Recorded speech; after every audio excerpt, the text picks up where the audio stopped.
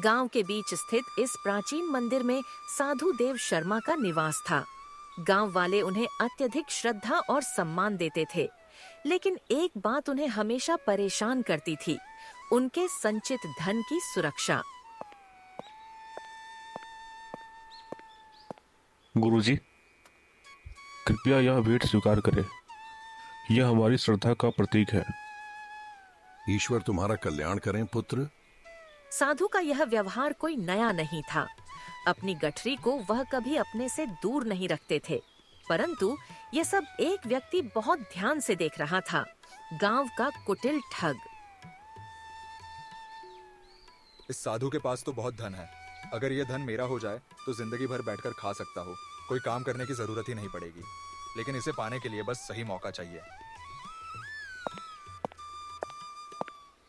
ठग अब पूरी तरह से अपनी योजना बनाने में जुट चुका था।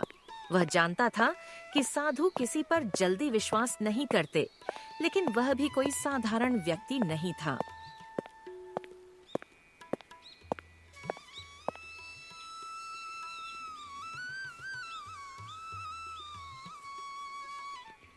साधु के पास बहुत धन है, लेकिन वह उसे कभी अपने से अलग नहीं करता। जब तक वह मुझ पर भरोसा नहीं करेगा, मैं उसके पास भी नहीं भटक सकता।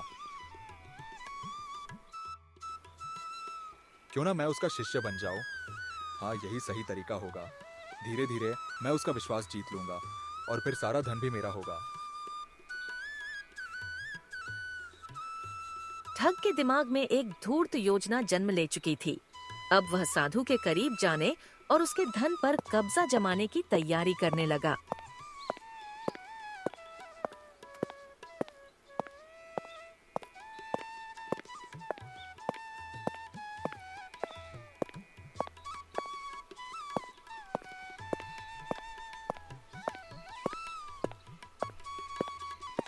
गुरुदेव, मैं ज्ञान प्राप्त करना चाहता हूँ। कृपया मुझे अपना शिष्य बना लें।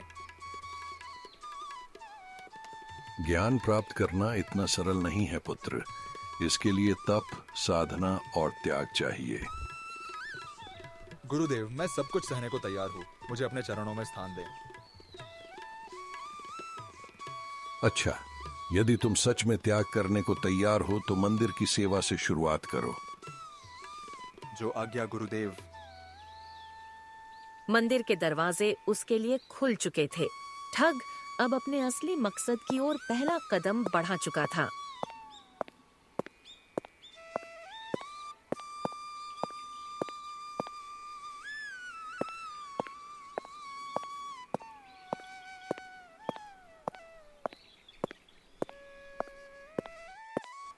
गुरुदेव, प्रसाद तैयार है। कृपया इसे ग्रहण करें। तुम बहुत अच्छे शिष्य हो पुत्र। मैं तुम्हारी तपस्या और साधना से बहुत प्रसन्न हूं। गुरुदेव, यह तो मेरा सौभाग्य है कि मैं आपकी सेवा कर पा रहा हूँ।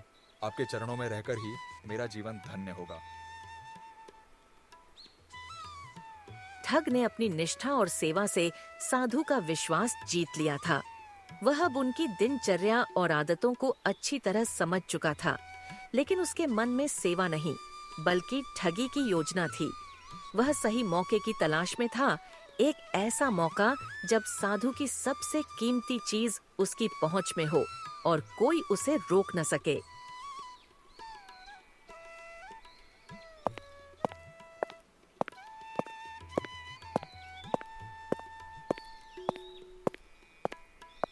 गुरुजी, मैं पड़ोसी गांव से आया हूँ। वहाँ एक बड़ा अनुष्ठान रखा गया है और पूरे गांव की इच्छा है कि आप आकर उसका नेतृत्व करें। आपके आशीर्वाद से यह अनुष्ठान सफल होगा। यदि यह गांव और समाज के कल्याण के लिए है तो मैं अवश्य आऊंगा। यह सुनकर ठग के मन में उत्साह की लहर दौड़ पड़ी। उसने मन ही मन सोचा, यही सही अवसर है। साधु जब बाहर जाएगा तभी मुझे अपनी योजना पर अमल करना होगा। मुझे बस धैर्य रखना है।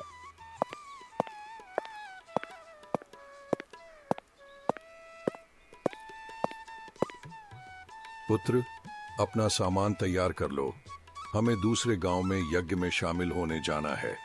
हम कल सुबह गांव के लिए प्रस्थान करेंगे। रास्ते में जंगल भी पड़ेगा, इसलिए कुछ खाने पीने का सामान साथ रख लेना ताकि वहां विश्राम के दौरान काम आ सके। जो आज्ञा गुरुदेव।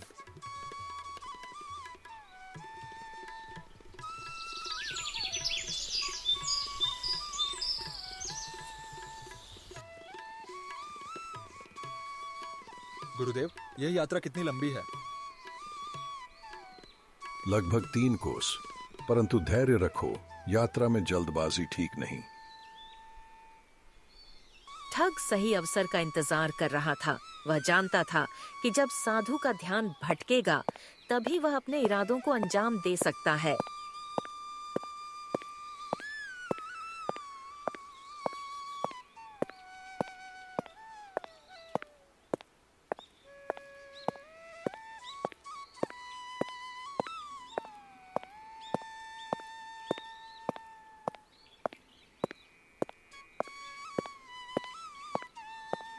गुरुदेव, यह गठरी तो बहुत भारी लगती है।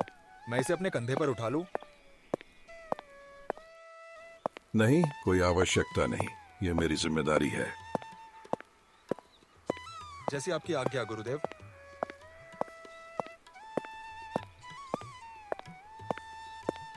गुरुदेव, थोड़ी देर विश्राम करें। सूरज चढ़ने लगा है और हमें पानी भी पी लेना चाहिए। सही कहते हो, कुछ देर विश्राम कर लेना चाहिए।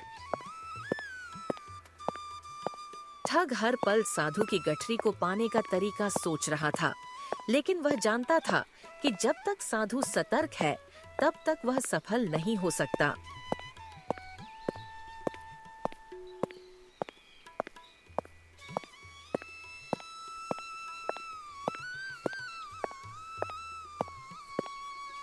पुत्र, मैं इस नदी में स्नान करने जा रहा हूं। तुम तब तक सामान की देखभाल करना, ये गठरी बहुत कीमती है। जैसा आदेश गुरुदेव, आप निश्चिंत होकर स्नान करें।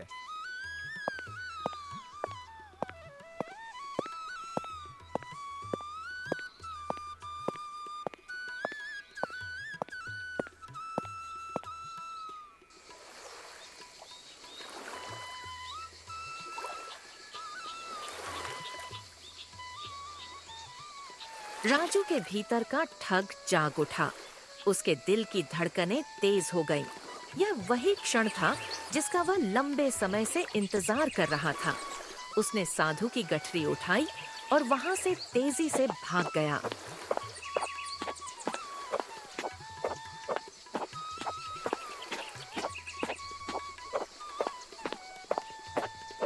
यही वह क्षण था जिसका ठग को इंतजार था। महीनों की मेहनत और विश्वास बस एक पल में टूट गया।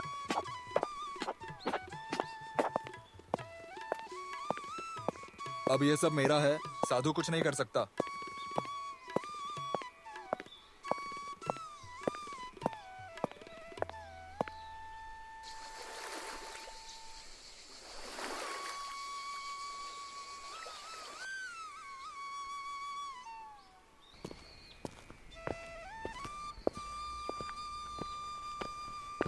अरे, राजू कहाँ गया और मेरा सामान कहाँ गया?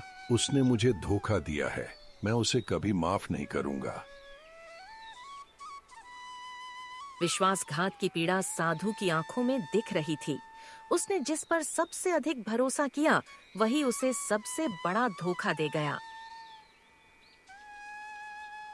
मैंने उस दुष्ट को अपना शिष्य समझा और उसने मेरे साथ विश्वासघात किया।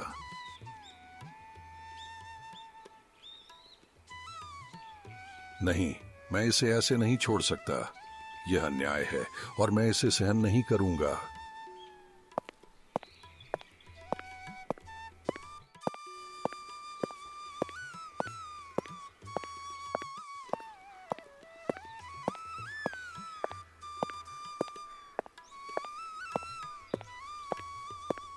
आखिरकार यह धन मेरा हो गया। उस मूर्ख साधु को समझ ही नहीं आया कि मैं कौन हूं। अब यह दौलत मेरे सपनों को पूरा करेगी। ठग साधु की गठरी लेकर जंगल की ओर भाग गया था। ठग को लग रहा था कि उसने सबसे बड़ा खेल खेल लिया है, लेकिन यह जंगल उसकी सोच से कहीं ज्यादा डरावना और खतरनाक था। ये आवाजें कैसी आ रही है? कोई मेरा पीछा तो नहीं कर रहा? लालच में अंधे ठग ने कभी सोचा भी नहीं था कि जंगल की अंधेरी राहें उसे इस तरह डराने लगेंगी। कौन है वहाँ? सामने आओ। जो धन ठग को खुशी देने वाला था, वही अब उसके लिए मुसीबत बन चुका था। यह जंगल केवल पेड़ों से नहीं, बल्कि खतरों से भरा था।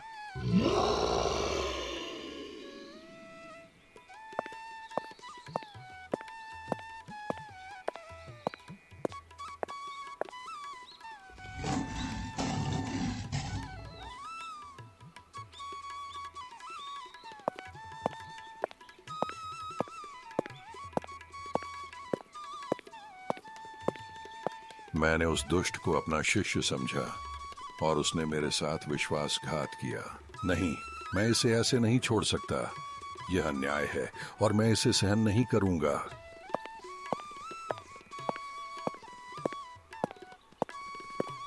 साधु जानता था कि जंगल खतरनाक है, लेकिन उसे अपने ज्ञान और अनुभव पर भरोसा था। वह ठग को पकड़ने के लिए बिना समय गंवाए चल पड़ा।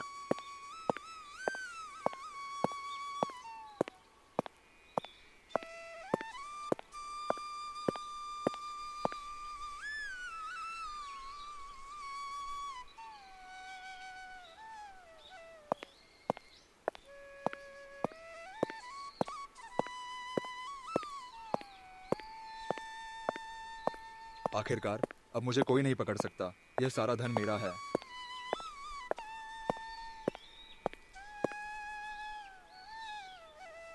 ये क्या हुआ? इसमें तो पैसे होने चाहिए थे।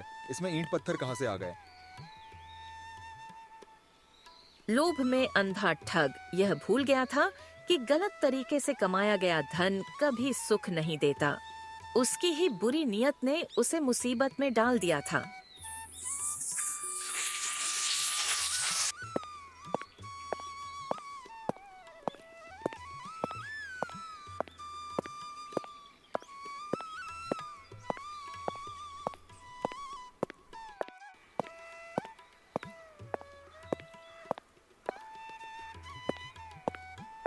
क्या बात होगी गुरुजी? इतना परेशान क्यों दिखाई दे रहे हैं? कुछ तो बताइए। राजू, जिसे मैंने अपना शिष्य बनाया था, वह ठग निकला।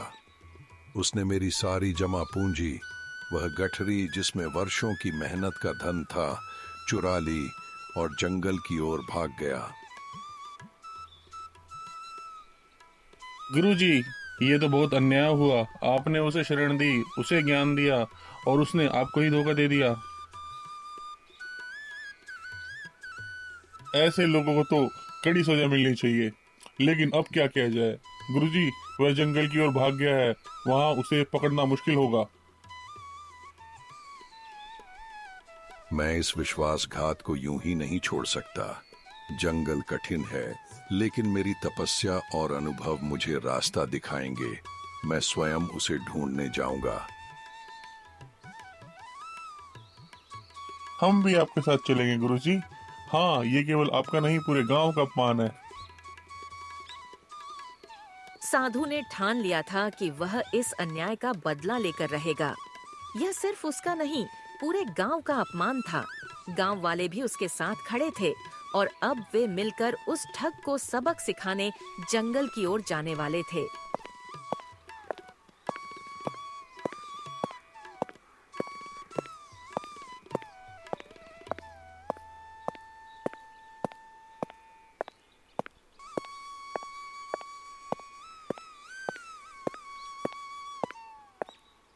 आखिरकार अब मुझे कोई नहीं पकड़ सकता। यह सारा धन मेरा है। सब बर्बाद हो गया। लालच के चक्कर में धन भी हाथ से चला गया और मैं इस घने जंगल में भी भटक गया हूँ। ऊपर से अंधेरा भी होने वाला है। अब क्या करूं? यह जंगल तो कभी खत्म ही नहीं होता। मैं कहाँ आ गया?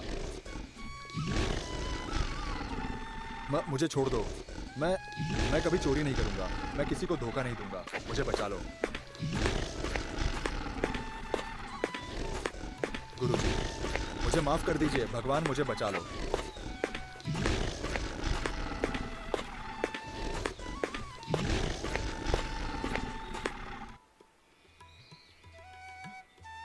गुरुजी, ये जंगल बहुत घना और खतरनाक है। हमें ठग कहाँ मिलेगा? कहीं वे भाग तो नहीं गया या कोई जंगली जानवर उसे नुकसान न पहुंचा दे? वह भाग नहीं सकता। लालच ने उसकी सोचने समझने की शक्ति छीन ली है। जहां पाप होता है वहीं उसका अंत भी निश्चित होता है। गुरुजी, ठग संकट में लगता है। उसकी चीखें सुनिए। कहीं कोई जंगली जानवर उसके पास तो नहीं आ गया? इतना गहरा जंगल, हमें यहाँ से जल्दी करना होगा। हाँ, ये उसी के हैं। वह यहीं से गया है। हमें तेजी से आगे बढ़ना होगा, इससे पहले कि वह कहीं और छिप जाए। वह अपने ही कर्मों के जाल में फंस चुका है। यह उसके लालच का परिणाम है, लेकिन हमें फिर भी उसे बचाना होगा। एक जीवन को बर्बाद होते नहीं देख सकते।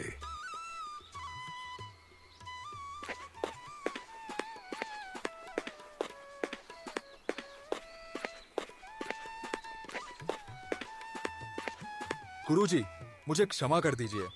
मैंने लालच में आकर बहुत बड़ा पाप किया। मैं अंधा हो गया था, पर अब मुझे अपनी गलती का एहसास हो गया है।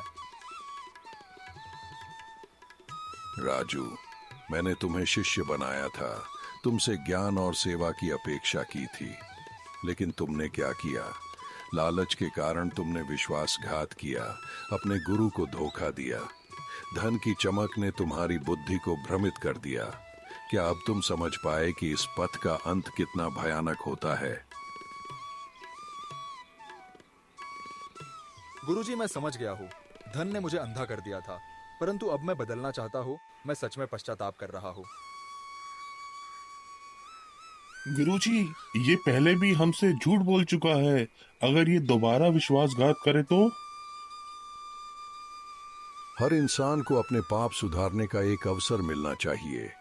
यदि वह अपने कर्मों से स्वयं को बदलेगा तो यह संसार भी उसे स्वीकार कर लेगा। राजू, यदि तुम्हारा पश्चाताप सच्चा है तो इसे अपने कर्मों से सिद्ध करो। आओ, हमारे साथ गांव वापस चलो।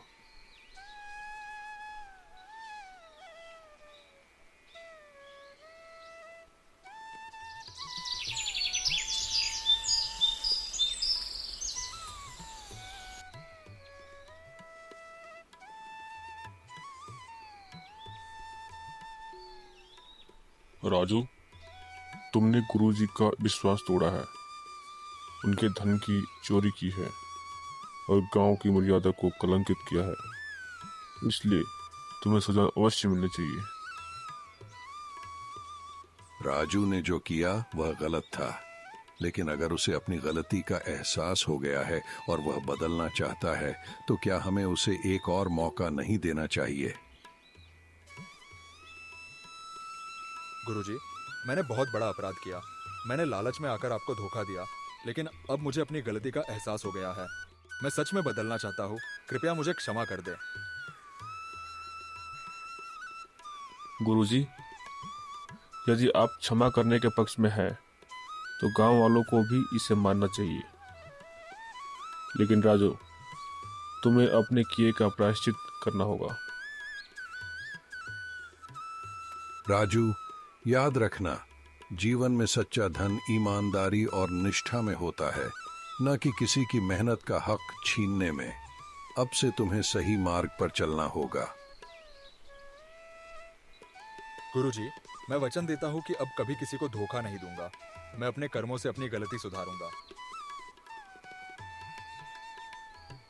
ठीक है, हम तुम्हें एक अवसर देते हैं, लेकिन यदि तुम दोबारा कोई गलती करोगे तो गांव तुम्हें स्वीकार नहीं करेगा।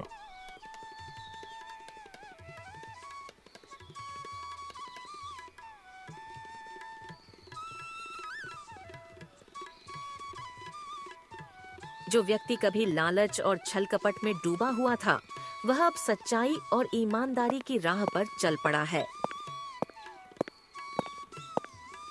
क्या यह वही राजू है जो कभी दूसरों को धोखा देने में माहिर था? हाँ, लेकिन अब वह पूरी तरह बदल चुका है। देखो कितनी श्रद्धा से सेवा कर रहा है। गुरुजी, मैं धन्य हूं कि आपने मुझे दूसरा मौका दिया। अब मैं अपने जीवन को पूरी सच्चाई और सेवा में लगाऊंगा। बेटा, सच्ची तपस्या वही है जिसमें हम अपने गलतियों से सीखें और सही राह पर चलें। धोखे और लालच से बना ठग अब सेवा और भक्ति का प्रतीक बन चुका था।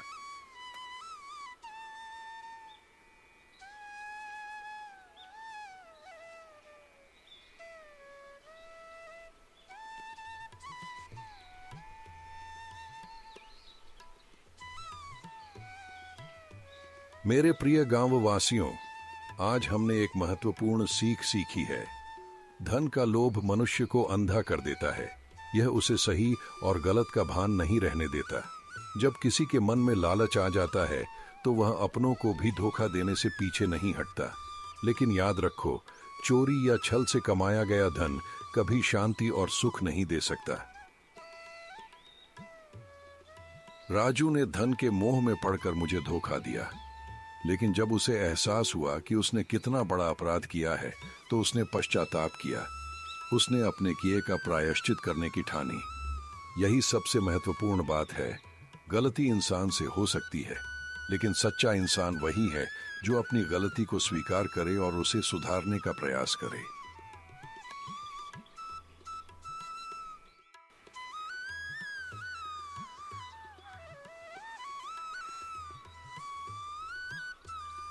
गुरुजी, आपने मुझे माफ कर दिया। यह आपका बड़ा हृदय है। लेकिन मैं चाहता हूं कि मेरी गलती से सबक लिया जाए। मैंने धन के पीछे भागकर अपनी आत्मा को अंधकार में धकेल दिया था। लेकिन अब मैं सच्चाई की राह पर चलूंगा। मैं गांव की सेवा करूंगा और अपनी गलती सुधारूंगा। राजू, तुम्हारी गलती बड़ी थी, लेकिन तुम्हारा प्रायश्चित अच्छा है। अगर तुम सच में अपनी गलतियों से सीखकर एक अच्छा जीवन जीना चाहते हो तो गांव तुम्हें दूसरा मौका देगा। यही जीवन का असली पाठ है। इंसान को सच्ची खुशी लालच और धोखे से नहीं, बल्कि ईमानदारी, परिश्रम और सच्चाई से मिलती है। सच्चा धन वही है जो प्रेम, विश्वास और निष्ठा से कमाया जाए।